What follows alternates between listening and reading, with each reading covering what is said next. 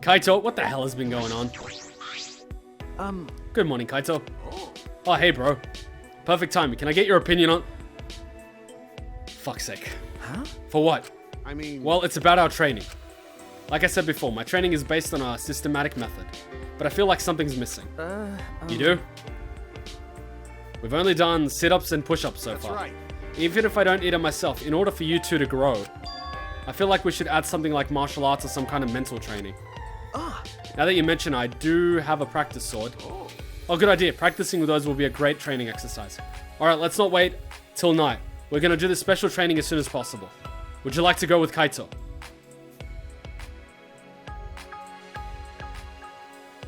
Sure. Alright, got it. Alright. It's decided. I'll bring Maki roll. Let's meet at the usual place. But first, breakfast. See you there. I have training with Kaito now. He said the usual place. I'll meet him in the courtyard. What, they gotta do kendo now? Oh, here we go. Got it. Oh, there you are, bro. Well... I was surprised when you mentioned the special kind of training. Well, you brought the thing we need for our new training, right? What? New training? Shuichi. Pass it here. Okay. Here, but is it usable? Is this a practice sword? Why would you have something like this? Huh? Why are you making such a disgusting... What? Why are you making such a disgusted face, Maki roll? Ah, that's right. Maki's an assassin. And she hates swords. Oh, so you didn't tell Kaito yet. When I first started working, I botched the mission with a katana. Since then, I decided not to use swords. I see. Oh, I see. Well... Don't make that face. I know you didn't mean any harm by it. But you know... No, it's my fault for making you remember something that makes you feel bad. Alright. Alright, tell us about it now. I'll listen to all of it. What? Why would you use a sword in an assassination mission? But anyway... Huh? Listen up. It's difficult to talk to people about your failures. I get it. But didn't I tell you? Maki roll. Being able to share your burden with others, that's how you get stronger. Don't hold on to your past forever. You gotta confront it to move on. And I'm gonna help you with that.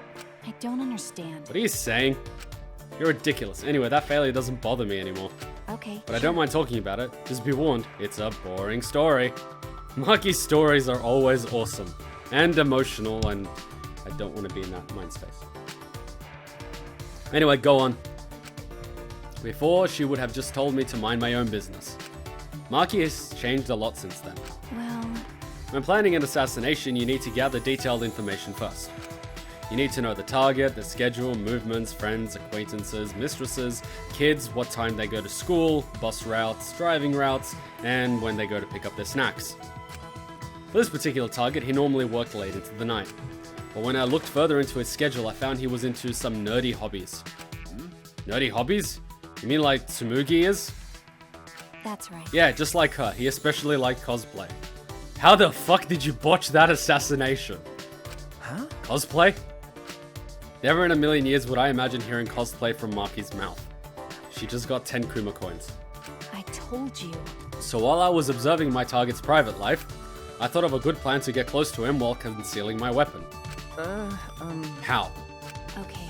A prop carrying case. Huh? What's that? How's it different from a normal carrying case? Well... Tsumugi would know. It's a specially made carry case for cosplay props. It can accommodate large plops so it's convenient to carry around. So I placed the katana into that carry case and made my move. But then the people around thought I was a cosplay and something odd happened. Huh? What happened? On that day, they were holding a cosplay event in the same hall the target had gone to. Really? So you mean to tell me the guy that is interested in cosplay just so happened to go to a hall that had a cosplay event, and you, the ultimate assassin who was gathering intelligence on her target, did not know this fact? Ultimate assassin my ass! Unfortunately. You didn't botch this because of the sword.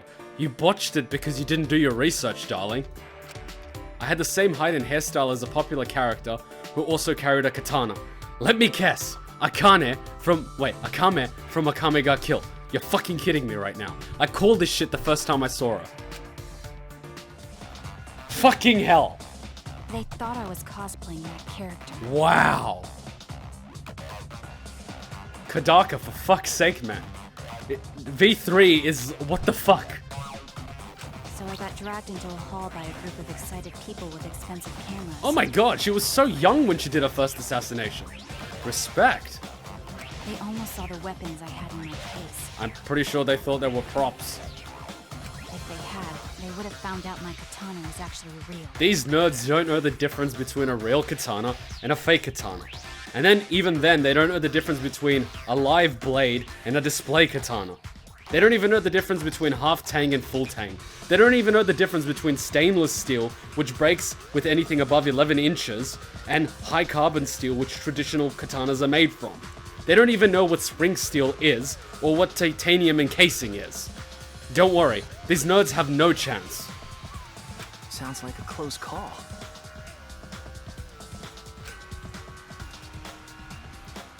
That is adorable. I was wondering what this serious failure of ours was going to be. Well, to be fair, in that photo she looked like... what? 10? Nah, probably 11 or 12. She was probably 11 or 12 during her first mission. Fair enough, she didn't do her research.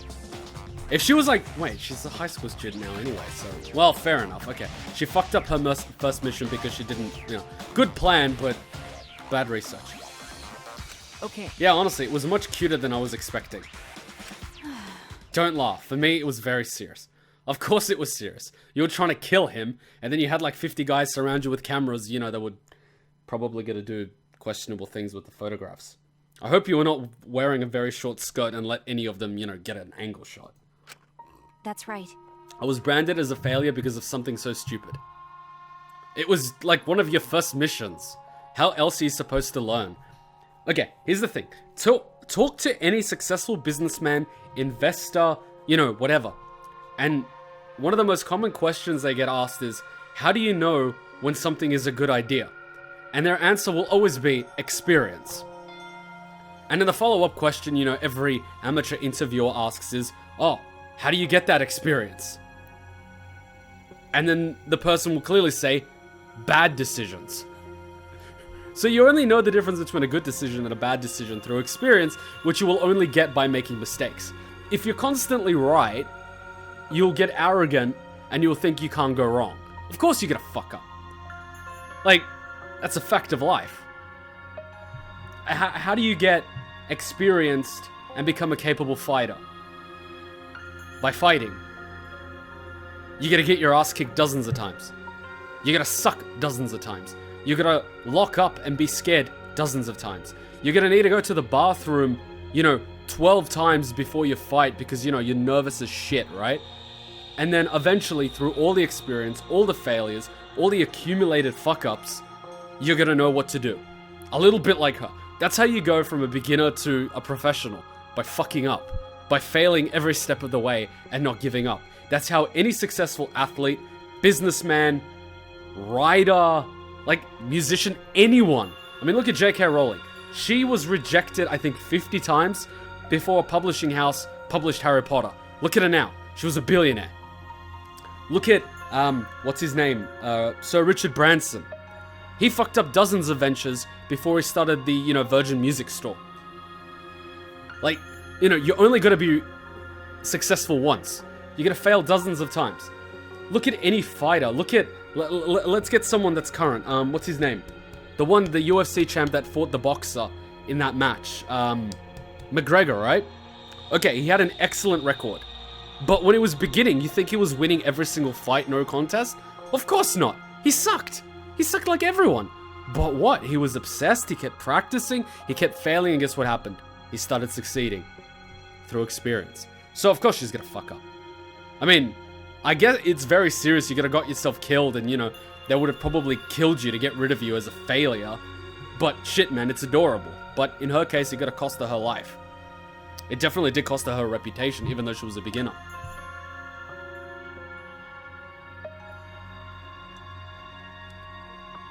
It's all fun and games, but, you know, there's some, like, there's a lot of sacrifice involved in whatever you do. Like, even YouTube, for example. Look at any successful YouTuber's first few videos. First 100 videos. They all suck. Guaranteed.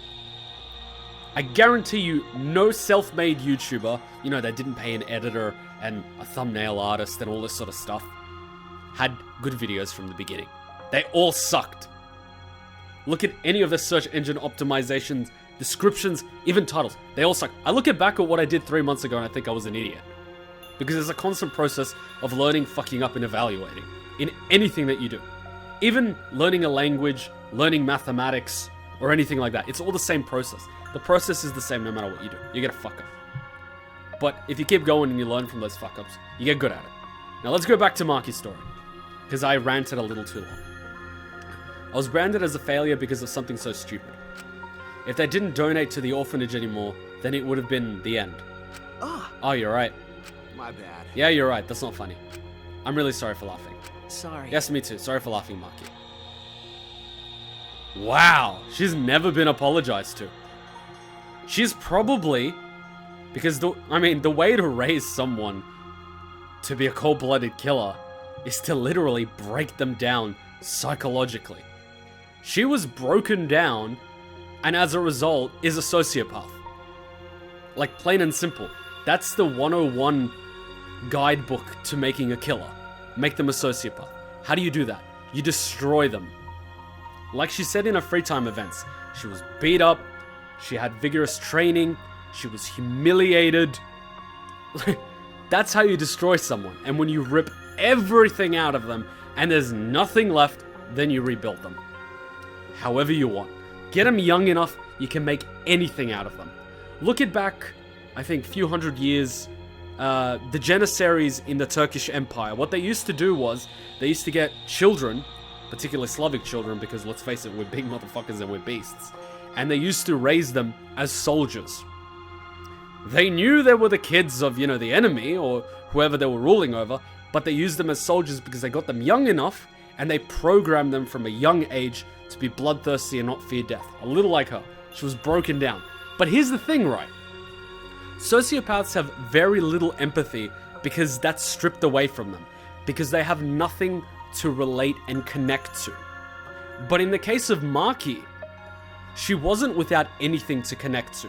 Her entire reason for going through all this shit wasn't herself. It was the orphanage. So even though she lost everything, she retained that part of herself that cared about her orphanage. So while in a sense, like she said herself, she became numb to killing, and she didn't question anymore. It was just, it would be the equivalent of, for you putting butter on toast.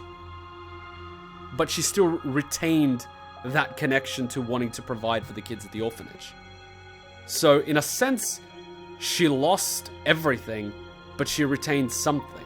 And that's kind of the only thing that sort of kept her together as a human being. Because without that, without a reason to do what she was doing, she would be gone. Because in life, you either find a reason to do something and keep going, or someone gives you one. Because when you're completely without a reason or a purpose, you're gone. You're gone. That's where addiction happens. That's where, self-destructiveness, recklessness comes from. So she works on a very deep level. Very deep level. Like, unbelievably deep. Jeez. You don't need to apologize. I'm not mad. Maki turned her head to the side with a pout. The expression on her face opening up to us with her stories. I could never have imagined this. My impression of her has changed yet again. There's still so much I don't know about Maki and Kaito. I hope Maki is right. We can learn more about each other after we get out. No, we will become friends. We will definitely get out of here. Wow, holy shit. After a bout of training with Sword, I returned to my room. Holy shit. Hey, do robots have to... And there we go. There we go. No, they don't. They have a USB port. Hey. That smile and hair reminds me of something. She's like Oscar, but with less reddish hair.